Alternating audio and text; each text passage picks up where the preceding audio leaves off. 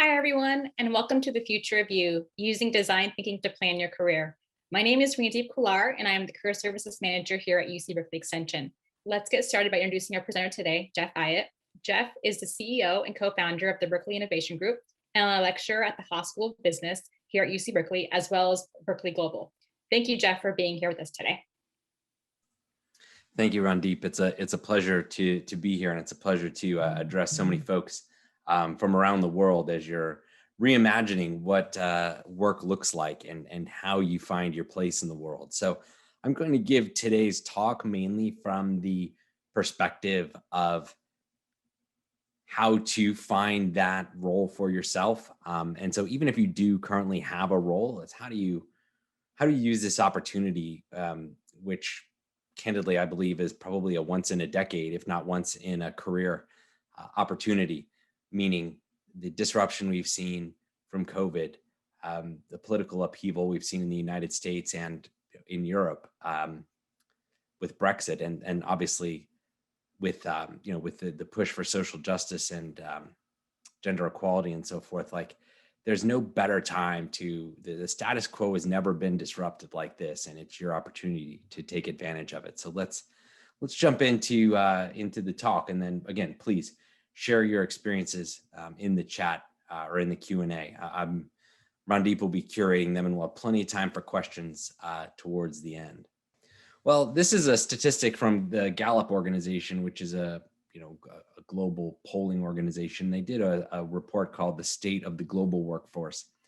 And particularly in the United States and Canada, 69% of employees said they were not engaged or are actively disengaged in their jobs. Interesting.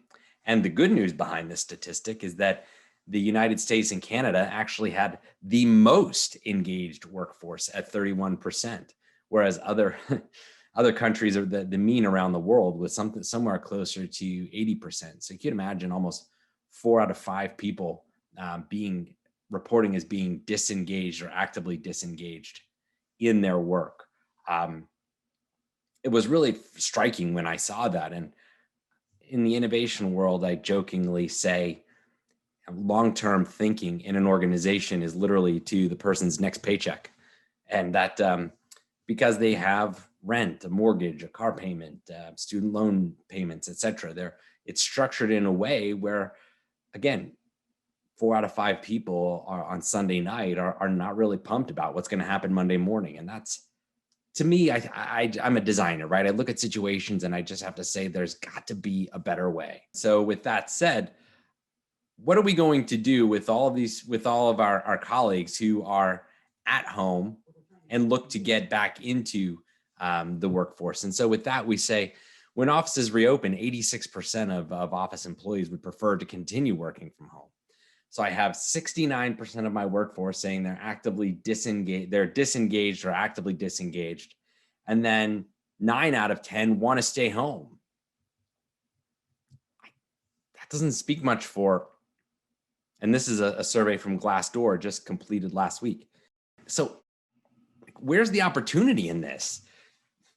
As Randeep mentioned, I teach in the global program, particularly in the entrepreneurship curriculum. And like, it's the students that I meet are so energized and so empowered and so excited about the opportunities that lay before them.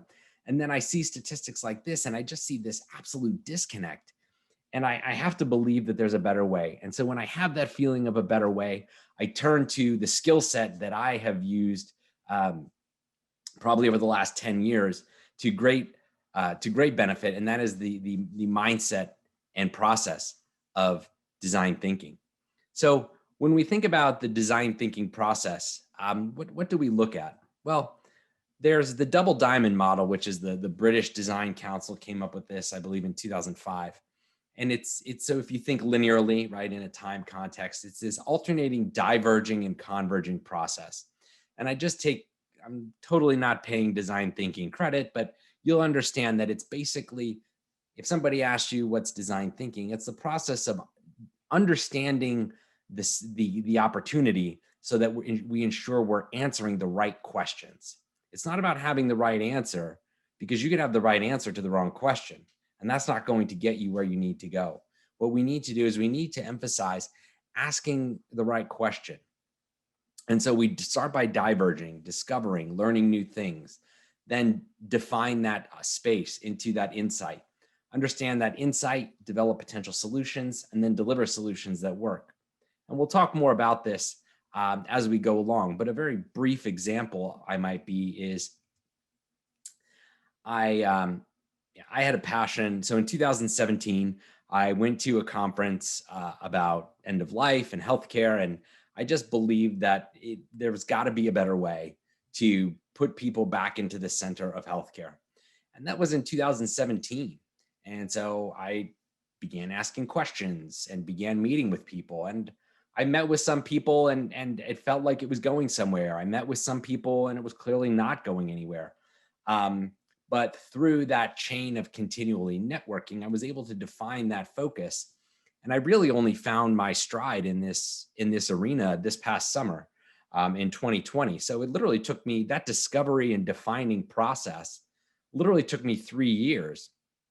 And once I had that insight in the middle of the process, only then was the two partners that I had been connected with, we again diverged to develop solutions, and we formed a nonprofit that is called Healthcare by Design, and we run design sprints for design students, healthcare providers, patients, and everyone in between.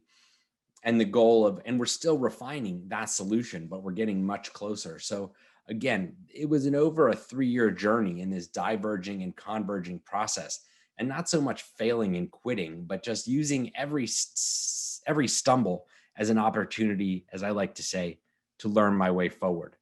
So I just give that very brief example of how I move through this phase. And I know many of you are here because you want to, are feeling the pressure, whether they're financial pressures to get a job, or perhaps parents are giving you pressures to find a job. And again, I'll be honest with you, I didn't really start doing what I loved until my late 30s. I mean, I worked for 15 years at jobs that I liked, but I didn't love. I made good money, which was obviously nice, but it takes a real leap of courage to put yourself in a position to find work that you love. And that's, again, you can apply this same process to that, right? Discovering who you are.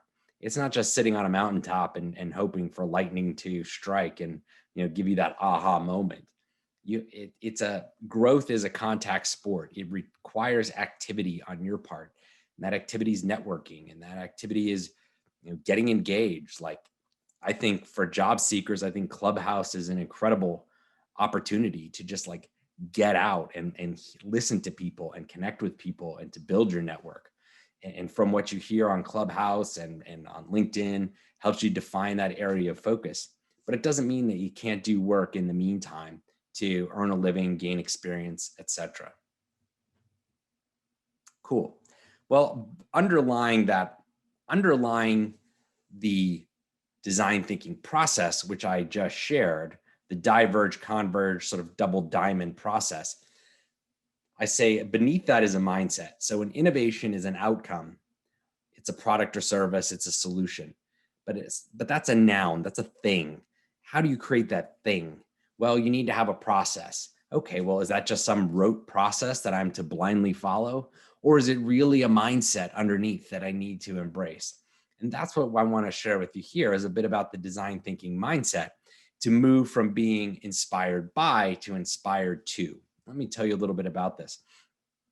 Is in the picture in the top right, this woman is clearly taking in the beauty of some art, as some sculpture, and she's observing it, and who knows what that may inspire her to be.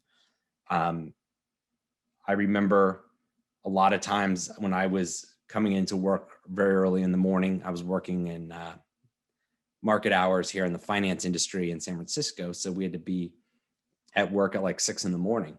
But my office looked out east over the bay and over the Berkeley hills. And so every morning I would get to watch the sunrise over the hills. And that was very inspiring. And it oftentimes gave me the energy to get into work, to be able to observe that thing of beauty. But it never moved me to action. And so on the bottom, you see the picture of the woman who's taking that inspiration to action. So the first thing I would encourage each of you to do is think of the things that inspire you. What are you inspired by? And just take a moment and jot down 3 things that you are inspired by. I'm inspired by the belief in a better way. I'm inspired by bringing others along for the journey with me, which is why I love teaching so much. And frankly, I'm inspired by the opportunity to have a balanced career that allows me to spend time with my daughter. My daughter's 6 years old, and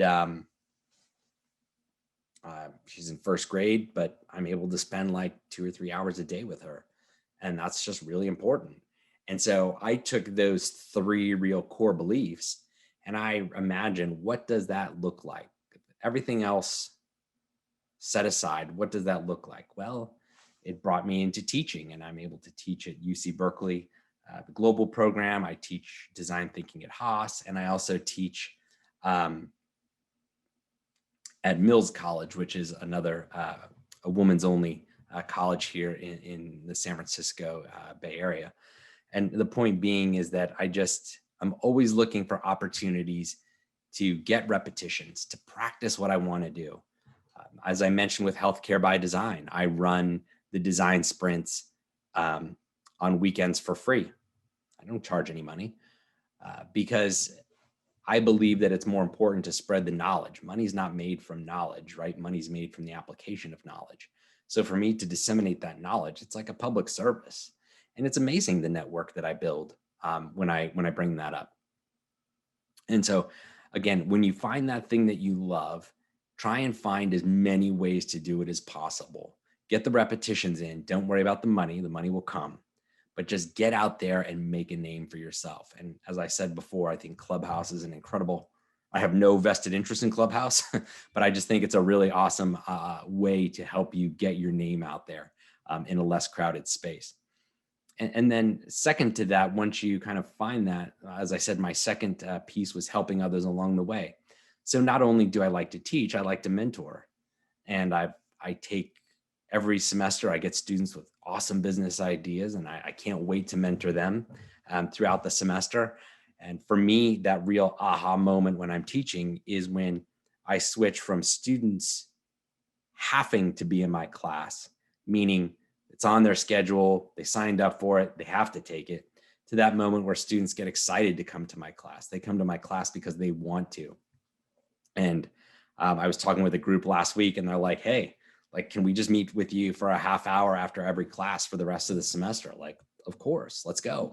You know, in that sense, my time is free when I give it away to others. As I like to say, you don't go broke giving away your talents. And that's a real defining thought for me. Another really defining thought for me is this idea that if you help others to climb the mountain, you will inevitably get closer to the top of that mountain yourself. And I don't mean that in a financial sense, right? But it's just, you will get higher. You will have a broader view. You will have a bigger network. You will have a bigger influence. You know, I get the pleasure of every Monday mentoring for an hour. I get to mentor a group of students at Tuskegee University in Alabama, and they're working on a startup, and I get an hour with these kids, and it's just amazing. It's just an incredible, and that sense of fulfillment is what I just carry over into being a parent. And teaching makes me a better parent. Like, you know, my daughter, I don't just, if my daughter's stumbling with something, I think it's obviously easy for me to just take it from her and do it. Or is it better if I just ask her, like, how do you think? Or how do you think that works? Or what will happen if?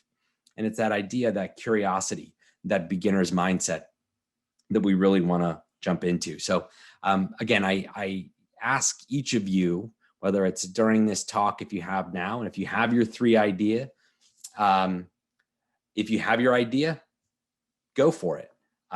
You know, write your 3 things down right now. And if you don't have an idea, but you want to spend some time and think about it after class, that's cool. But then take those 3 superpowers of yours, or what inspires you, and then how do you go out into the world to make that change? if you want to say, okay, Jeff, that's great, but like, what are the real tactics? That's a nice strategy. That's a nice story. But what are the tactics underneath that?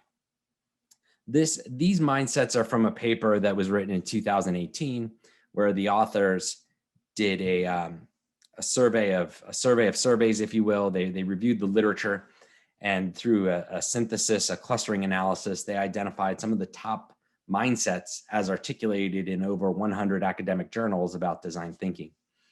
And I'll go through these very briefly with you because I don't want to spend too much time.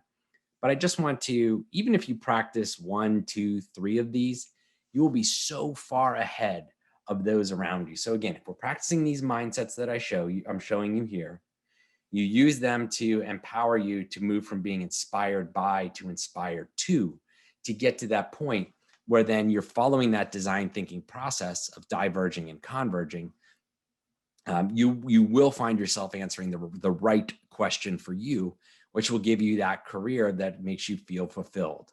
And as I said, makes you want to go from being the majority of unengaged or disengaged to being that minority that's actually pursuing and thriving in that world. But the first one's creativity, and creativity is not necessarily an artistic expression. I believe you can be very creative in how you manage people. I believe you can be very creative in how you apply business models to challenges. And so I certainly encourage you to embrace that side of creativity, however you choose to express it. Empathy is the word is table stakes, as I like to say. So if you're playing poker or a card game and you've got to ante up before the hand, that's table stakes. It's just what you have to do to play the game. If you really want to build a solution or a career, I should say, around your passions, then you have to have empathy, not only for others, but also empathy for yourself. And empathy is not sympathy, right? It's not just a pat on the back, oh, that's too bad, but it's really getting in and understanding people's motivations and designing for them and their needs to get them to keep coming back because they want to. Optimism is this sense of, as I like to say, there's just got to be a better way. The last year has taught us that, in my opinion, it's not just a puzzle that we're here to reassemble, right? We are in a place where our lives, we can fundamentally question what makes up that with which we see. Our landscape has changed, and we have the right to demand to look at a better landscape than we were a year ago. So don't just put the puzzle back together. Like, really challenge the underlying orthodoxies of what you see. But to do that takes some ambiguity. And I know I'm jumping a little bit ahead, but this idea of ambiguity is really hard. For example, we're working with a client and we just got finished diverging and speaking with different stakeholders in the organization. And now the stakeholders in the company are going back to the project lead within that organization and are saying, well, what's going to happen? Like, I bared my soul. Now what's going to happen, right? Like, but just you've got to live in that ambiguity. Actually, for me, I've been practicing ambiguity because I firmly believe that I'm not finished with my journey, but the things that I want to do, I can't do today. It's just not available today. And it doesn't mean that they won't be there tomorrow. So for example, I have a startup that we're working on that I think is really great, but it's probably 3 months away from being ready to get started. And I've been working on it for over a year. I haven't made any money doing that. So I had to do other things. And obviously beyond teaching's not a question, but I've taken some consulting projects, and I know a lot of my network is kind of in the design, the UX, UI field. And there's just wonderfully talented people coming out of that with deep UX and UI skill sets. But unfortunately, there's just not a deep market for that today. Companies are cutting costs, cutting roles. They're not hiring designers. But with that said, I think if we were able to take a 10-year view, or even a 5-year view, I would say there's probably not a better job to have than to be a design thinker, because whether you're, in the transportation industry and there's the shift to autonomous vehicles, or if you're in the hospitality industry And you could be a Motel 6 off of I-5 here in California, or you could be the Ritz-Carlton or the Four Seasons. Like every human experience is going to be redesigned around this new normal. And it's our job to ensure that that happens in a very human-centered way. And so with that said, I would absolutely encourage you to take on that challenge over the next 5 to 10 years, but understanding that you may have to do some smaller consulting jobs in the near term, the next 6 to 12 months, just to stay in the game. People complain how expensive Silicon Valley is, or the Bay Area in general, how expensive it is to live here. And I don't discount. I totally get it, but there's something about that availability, right? There's something about being in the game, and you can't discount that. So whether it's the Bay Area, New York City, other capitals around the world, whether it's Singapore or London, Hong Kong, etc., there's a price to being in the game, but you've just got to stay in the game and keep consulting, taking side gigs until you really get that opportunity. And the way you motivate yourself to do that is by knowing your why, knowing your motivation.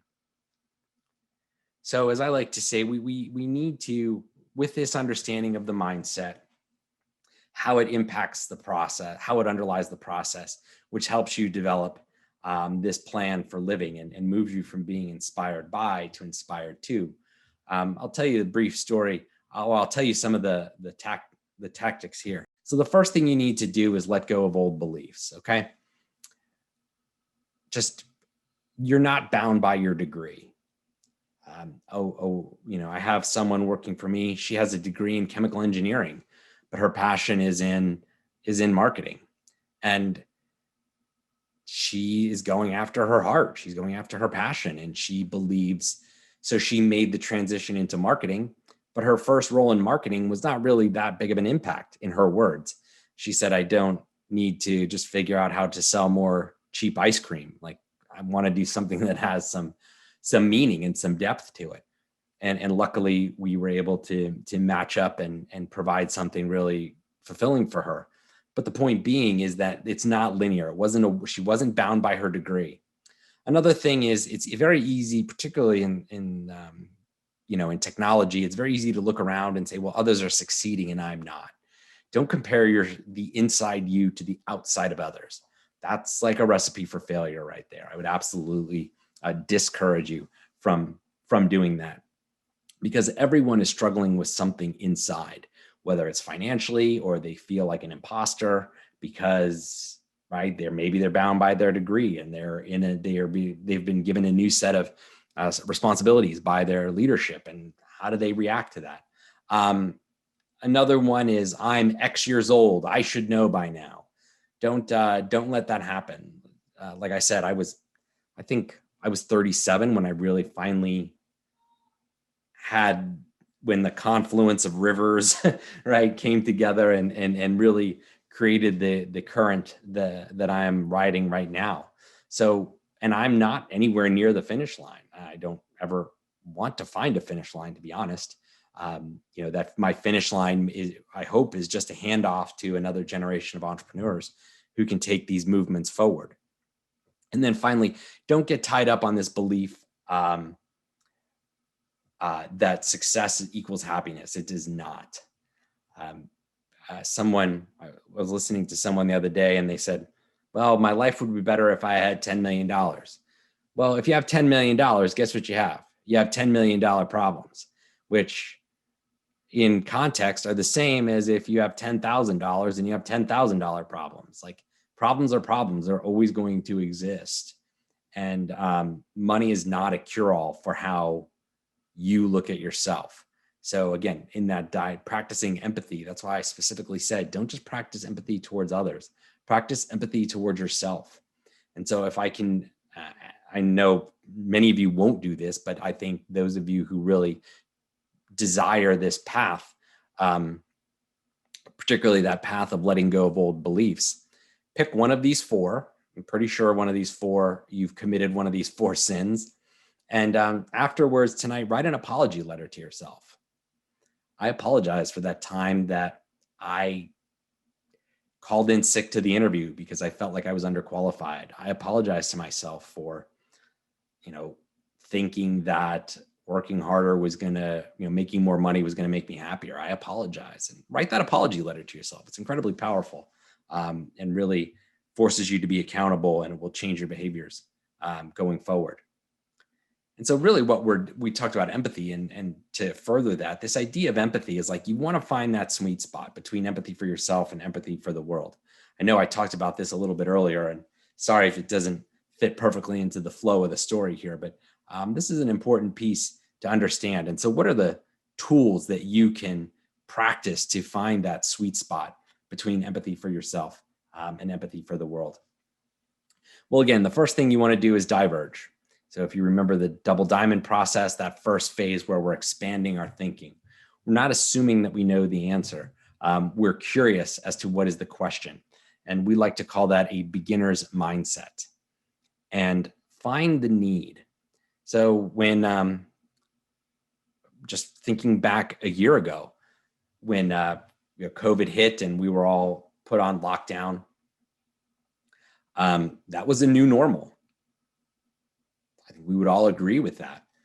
And what a lot of people who were, sole proprietors or small businesses practicing design thinking, they're like, oh, buy a $49 ticket to my online workshop, buy a $29 ticket to my workshop. And they're trying to sell tickets. And like that fundamentally devalues your core value proposition. Because now, like, if I could buy tickets to you for $99 or $29, why should I pay this new fee that you're asking when we're back in person?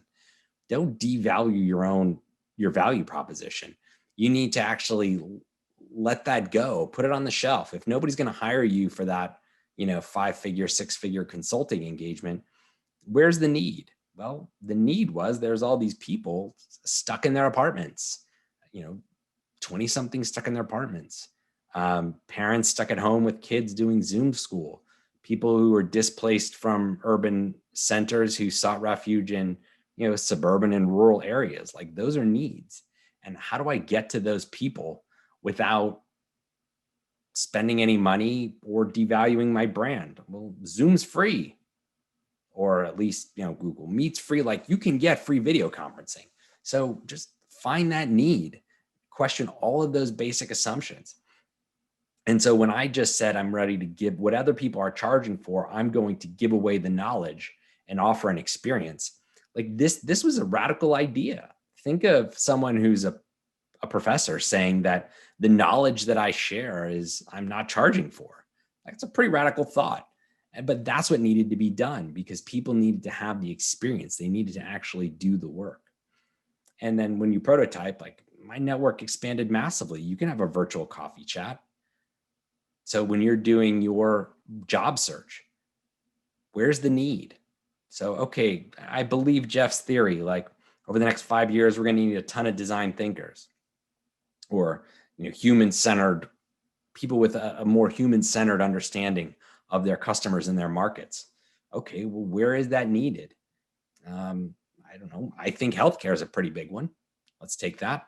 Okay, so what needs to be done? Well, the money to be made is going to hospitals and trying to sell them to buy, 5-figure consultant, education engagements.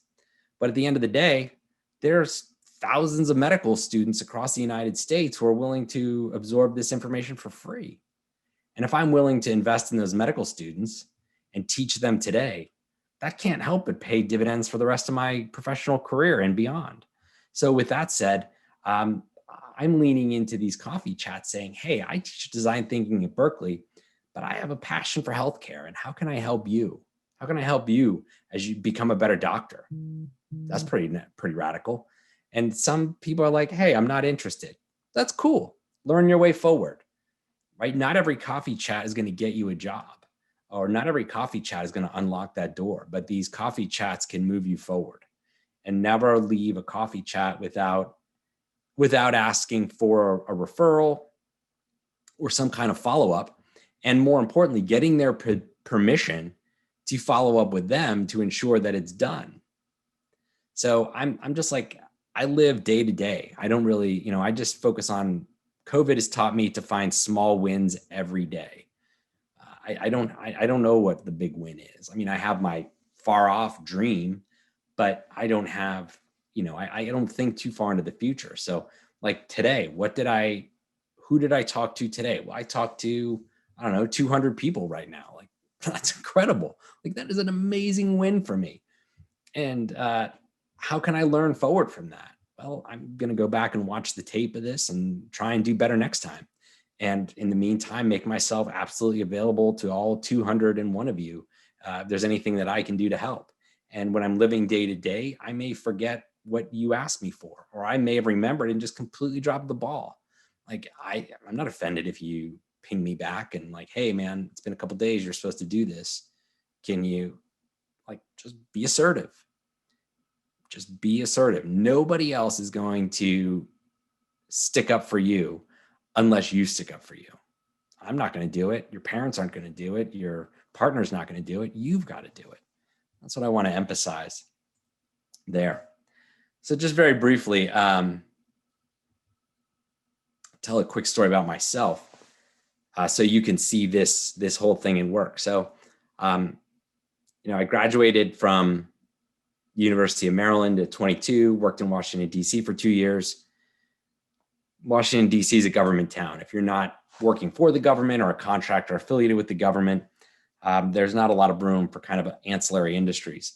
So I packed 2 suitcases. I bought a one-way ticket to San Francisco. I knew one person here. She let me crash on her couch for 2 weeks. And my first job was at Nordstrom, downtown, selling shirts and ties. But I had a degree in finance, and that helped me secure a job in San Francisco. And my first job was literally because a woman went on maternity leave, and I got a 5-month contract at a pretty prestigious financial institution here. But I was an assistant. I wasn't anything fancy. I worked my way up there and built a network that when the finance industry had a pullback in 2009, I was able to transition into renewables. And the person who got me that job in renewables was the renewable energy analyst at the bank. He had contacts in the industry. I had helped him throughout my time, and he made that connection for me. That wasn't by accident, but clearly when I landed with 2 suitcases, did I ever think that, within 7 years, I would have sold enough solar panels to power 50,000 homes? That's kind of a big jump, right? But that's what I did, and by constantly networking. And the most important thing, as I said, is not everybody's going to help you, and it's to not waste time trying to convince someone to help you who won't help you, but to spend your time building the relationships with the people who will help you. And then I transitioned. I went to Haas and got my MBA, and that allowed me to transition from a salesperson to a sales leader. So this picture here is my first day of work in my new management job. I was all excited. But after 2 years, I got laid off from that job when they were acquired. I found another job in the industry, and within 6 months, I was laid off from that job. So here I am with an MBA, a wife, a kid, and I got laid off twice in 9 months. Like that was totally brutal and totally humiliating. But nonetheless, I didn't quit, right? You just go back to those the toolkit that I gave you. It's to be creative. It's to practice empathy. It's to remain optimistic, embrace that ambiguity, be willing to iterate as you learn your way forward. And so I had the opportunity to start teaching and consulting, and the rest is history. And as I said, I haven't succeeded yet, but I feel as though I'm on that path. And so again, this is that example of finding your sweet spot between empathy for yourself, empathy for the world, and remaining in that sweet spot and understanding that it's not a clear path, but that it will get you to where you're going. So you're welcome to join. If you're on Clubhouse, please reach out, and the room is called, the club's called MBA Coffee Chats. I lead a chat called The Secret Sauce of Innovation, but we're always looking for speakers on topics. So if you're looking to build a brand for yourself or build your credibility in your domain area, whether you're employed or not, please reach out to me, and let's, Lanessa and Clark and I are happy to have you. This is one that I run Tuesday afternoons, but I also run one on Thursday mornings and many other spots in between. So again, I have no vested interest in Clubhouse other than to say I think it's really helpful in terms of building your credibility and making those contacts. And so with that, I just want to thank you all for being attentive here over the last 30 minutes plus. Hope it's been enjoyable. Please feel free to email me with any questions that you have, or you can just look me up on LinkedIn. I think I'm the only Jeff Eyet on there. And with that, I'll turn it back to you, Randeep, for any questions that have come in. Yeah. So first question, Jeff, does the interest to continue working from home vary by age? I made some of my closest friends at work in my 20s. I can understand why folks under 30 might prefer working from home. Yeah, well, I absolutely made a bunch of friends in my 20s and at work. And I thought that, have any of them really, I'm in a different field now in my 40s. So are they a direct, they directly help me on a professional level? No, but on a personal level, the experiences that I had back at that time that we did together, the projects we worked on, the accomplishments we had, that was just a tremendous, built a tremendous well of confidence that I can pull from when I'm faced with that ambiguity or when I need to iterate. So my heart goes out to, as a teacher, my heart goes out to students right now who aren't able to be in class.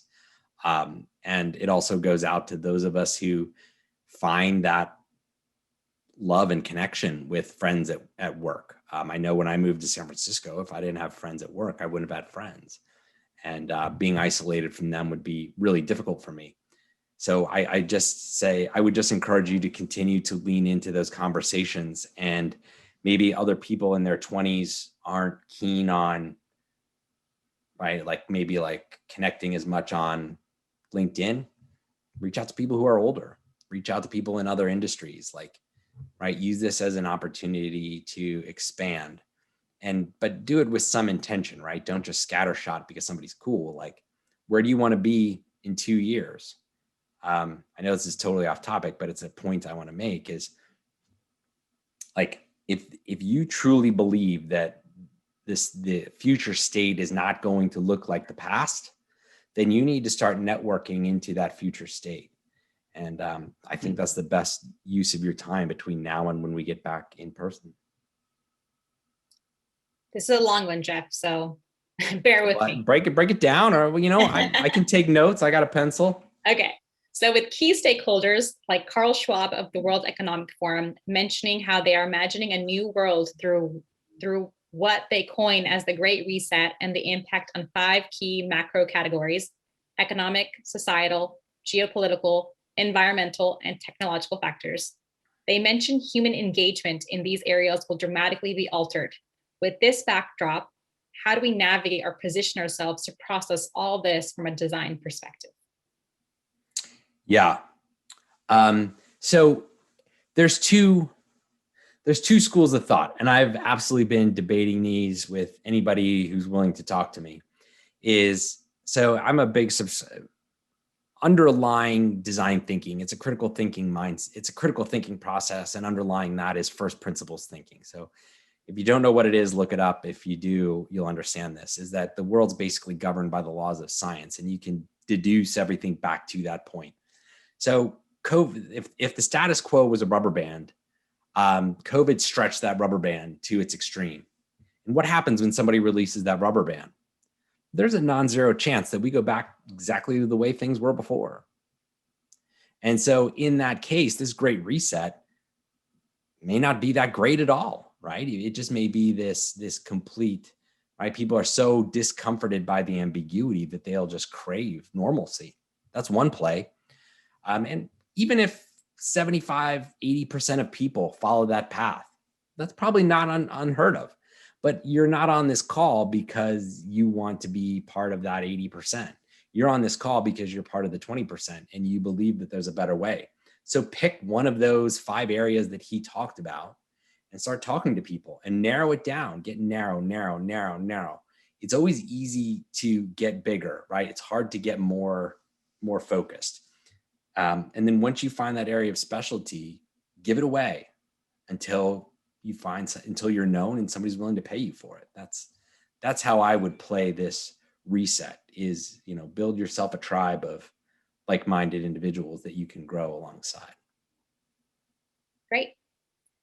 Next question.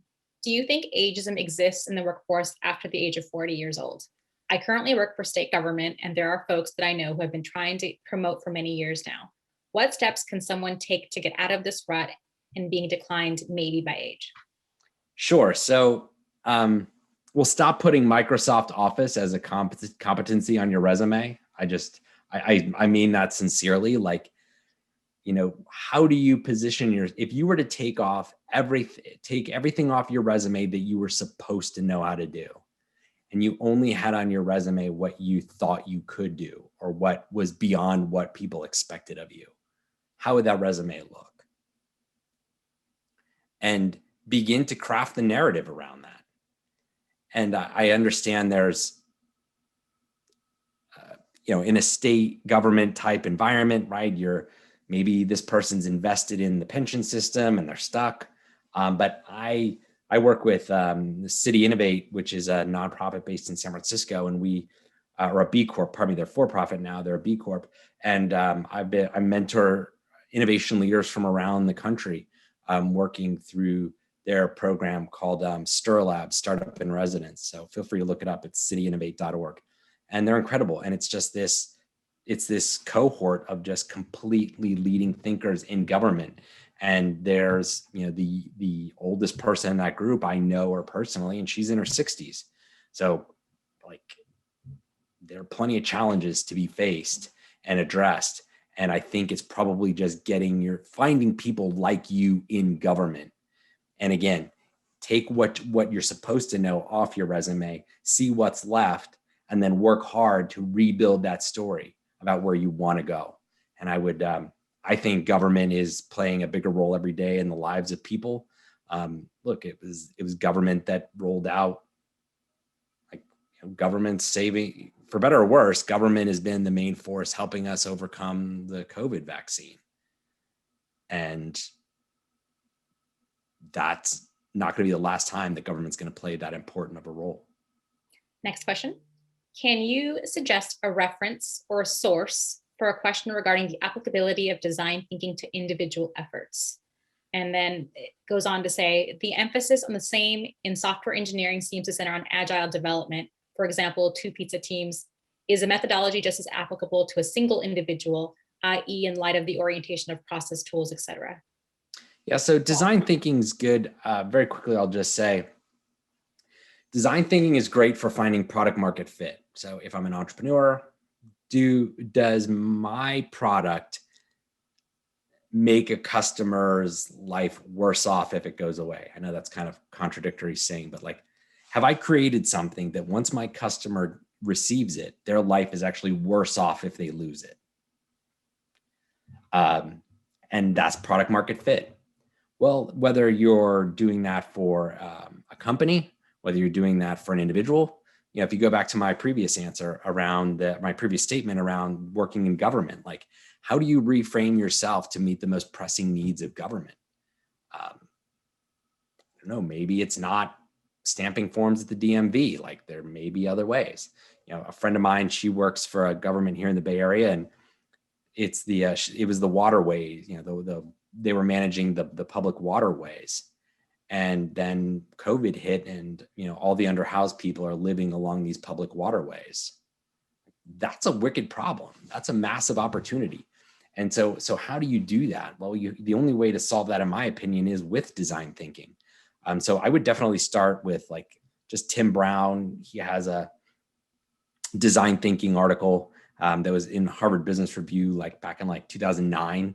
You can get it for free off the IDEO website, and just read that and get that real foundational piece, because it's once you have product market fit, whether it's for a product, service, or just yourself as a resource, once you scale, that's not the job of design thinking, right? That's lean startup. And then once you hit that maximum elevation and the goal is to continue on and sustain that, then that becomes what you say is the agile, the agile mindset and the agile processes of sustainment and incremental improvement. Design thinking is earlier in the process. It's for those real step changes. Really quickly, Jeff, can you tell folks how to connect with the coffee chat? Yeah, absolutely. So if you're on Clubhouse, just type in MBA Coffee Chats. Clubhouse is only available on iPhones. But if you want to, get a group together, if you have a group of people you want to get together on Zoom, like I'll show up and I'll be happy to be a guest for you or refer you to someone in my network who might speak to a question that you had. During the first 3 months of the pandemic, we just ran what we called virtual espressos. And it was great. We had people from all over the world. So just if you are that connector, don't let technology be the barrier. Bring people together in a way that creates value for them, and you will become indispensable. Another request for resources. Do you happen to have a list of nonprofits for trying a passion on for size? Or sources, wow. really? For trying a passion on for size. Yeah. So I think I'm missing a little piece of that. Like, for the list of sources of nonprofits. I'm not really getting the question, unfortunately, but if you want to just email me something a little bit tighter, I'm right. I'm not sure to read it, whether you're a nonprofit looking for resources or a nonprofit where you can apply these. So hit me up with that question and I can go a little bit deeper. Great. Oh, how do you continue to develop your interpersonal skills, especially with COVID-19? Yeah, very good. Just zoom it up. And that's what I think that's why Clubhouse is so effective, is because it's no video, right? It's just audio. And so you can have these conversations and I get to host and facilitate conversations, right? But I don't have to stare at the camera the whole time. I can, and it frees me up to be a bit of a thinker.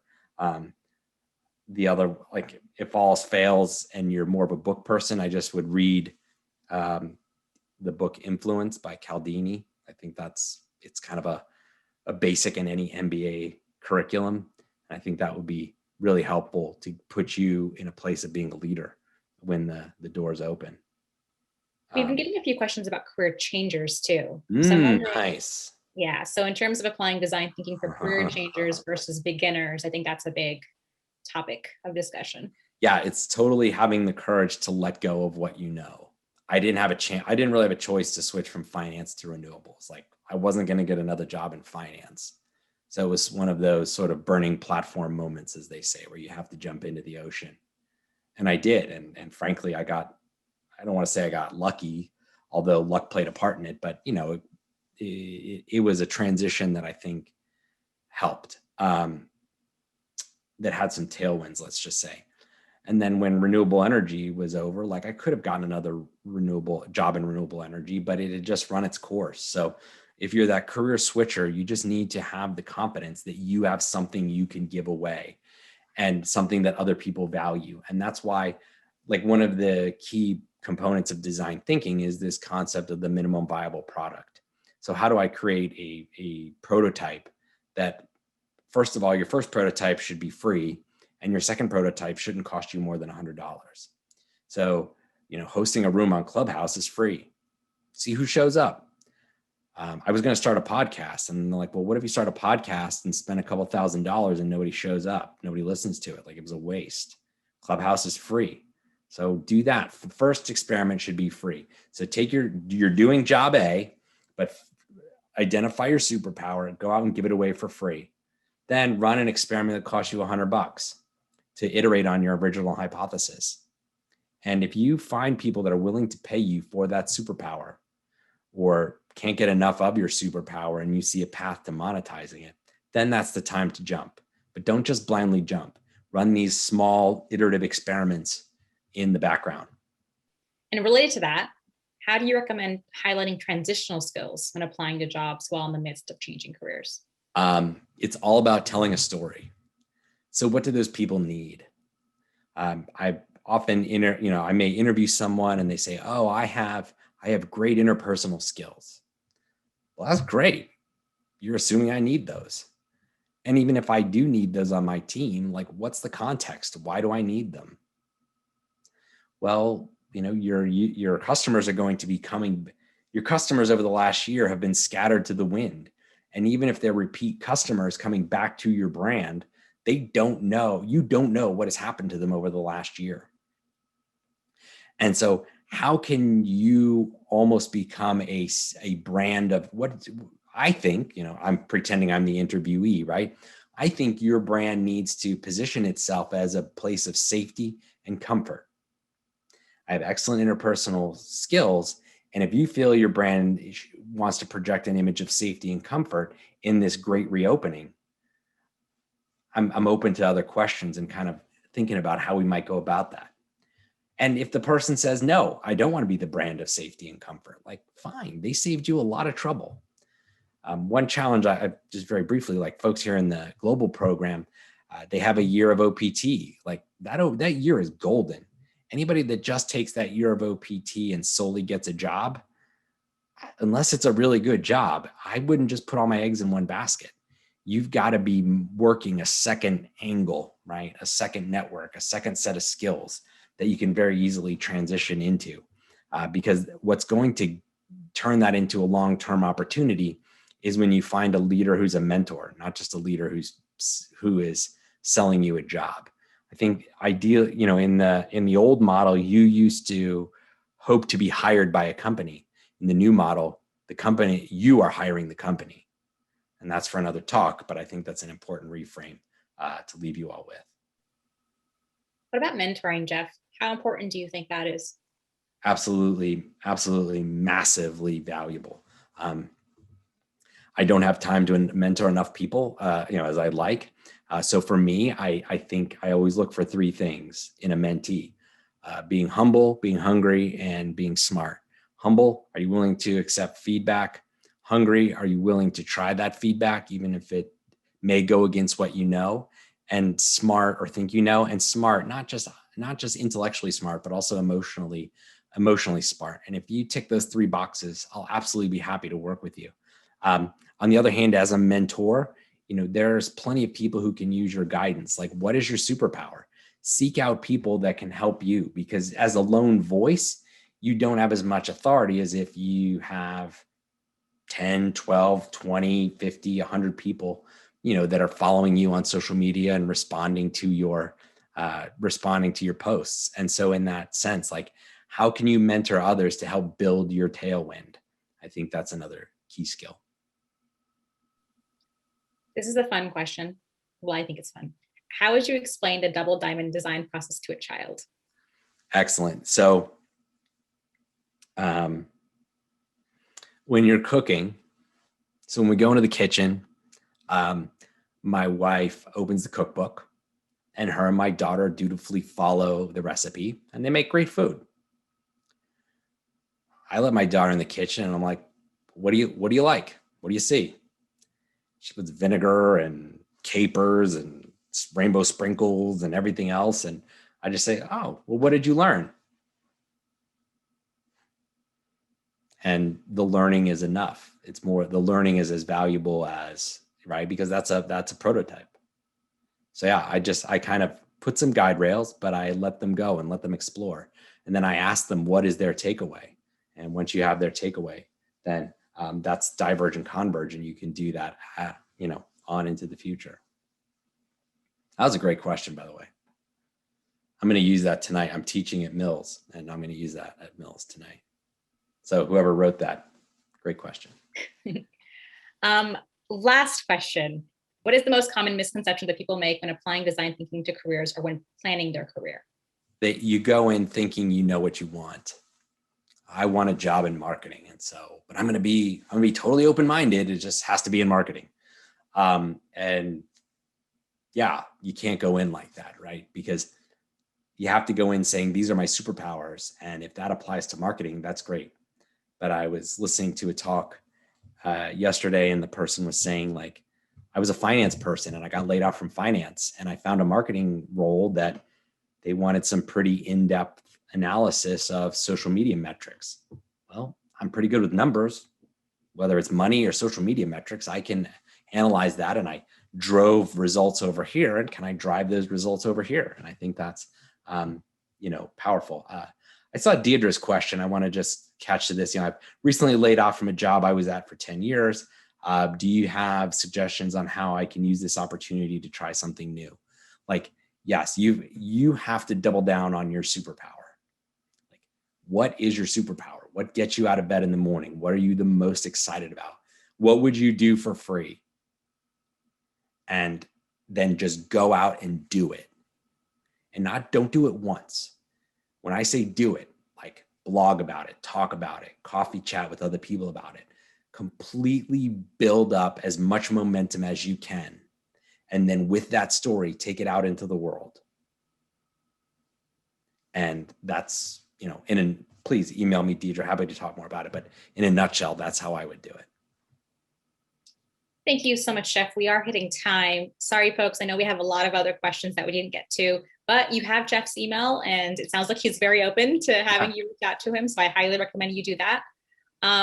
Jeff, again, thank you so much for your great insights. This was a pleasure. And I'm so honored to be part of the global program, and I'm honored that you thought to allow me to give this talk. So I'm grateful. Thank you. Thank you again so much, Jeff, to you and to our audience.